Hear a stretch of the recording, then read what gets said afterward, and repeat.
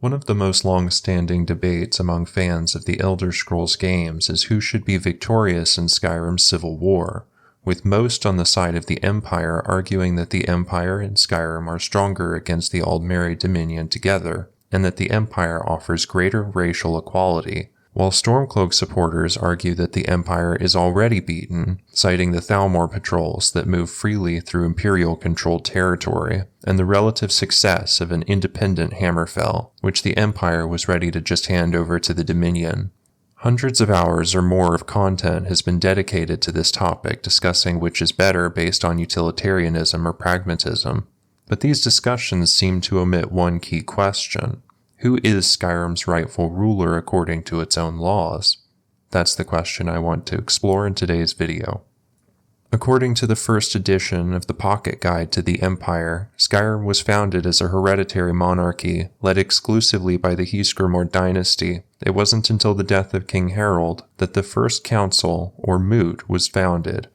In those days, the moot was made up of representatives from each hold, whose duty it was to elect the next king from among the royal family. But over the years, the moot's power grew, and it became a permanent fixture in Skyrim's politics. It wasn't until the death of King Borgus and the extinction of the Ysgramor dynasty that the moot was dissolved, unable to agree on a suitable replacement, and Skyrim fell into the War of Succession, which was ended with the signing of the Pact of Chieftains. In the following millennia, the moot was convened only to elect a new king if the previous king died without heirs. In the Elder Scrolls V, we can find a book titled Skyrim's Rule, which discusses the province's elective monarchy system contemporary to the game, stating that the moot is made up exclusively of Skyrim's Jarls, and exists only to choose one among them to elevate to the position of High King. We also know that the moot now convenes with every succession, as High King Torygg was elected in a moot attended by Ulfric Stormcloak, following the death of his father Istlod, and according to Solitude's court wizard, a king can be deposed, failing to accept a challenge from another Jarl. Now, by game start, the war is at a stalemate, with 4 holds loyal to the Empire, 4 supporting the rebellion, and 1 neutral hold that always sides with the Empire in the end. Assuming that in a moot, every Jarl only gets 1 vote without any distinction between rulers of major and minor holds, and that only a simple majority is needed to win, if the moot were held on the 17th of the last seed, when Helgen is destroyed, Whiterun would inevitably side with the Empire, and Elisif the Fair would be elected 5-4. Ulfric knows this, and he claims the Thalmor are Skyrim's true enemies, so why fight a war in the first place?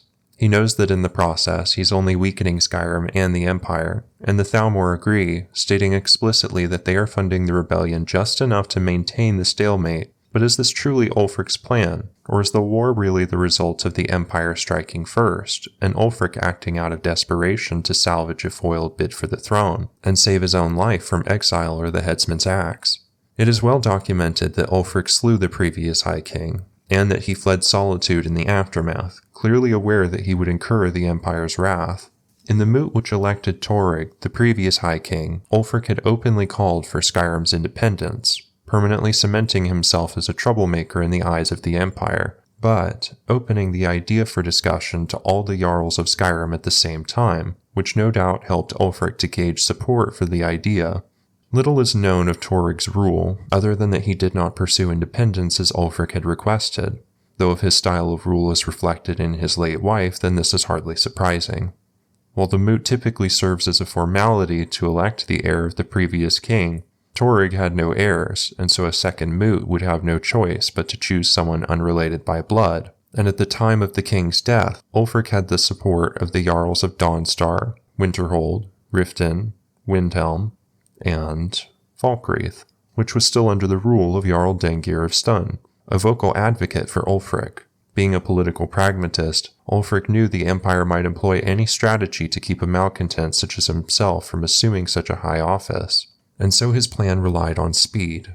Kill the king, hold a moot, declare independence, and then fortify the border holds of Riften and Falkreath, which were firmly loyal to him, to keep the Empire from retaliating. Skyrim's independence would be achieved so quickly and cleanly that the Empire's only choice would be to accept Skyrim's secession, or to reconquer the province wholesale, something that wouldn't be achievable without sparing a legion or two and leaving their southern border more vulnerable to attack. The game was set, and whether or not Whiterun's vote can be counted on, Ulfric's victory was a foregone conclusion. But everything changed when the Empire forced Dengir to step down. This quiet coup rigged the election. So now, instead of 5 sure votes, Ulfric would be left with 4.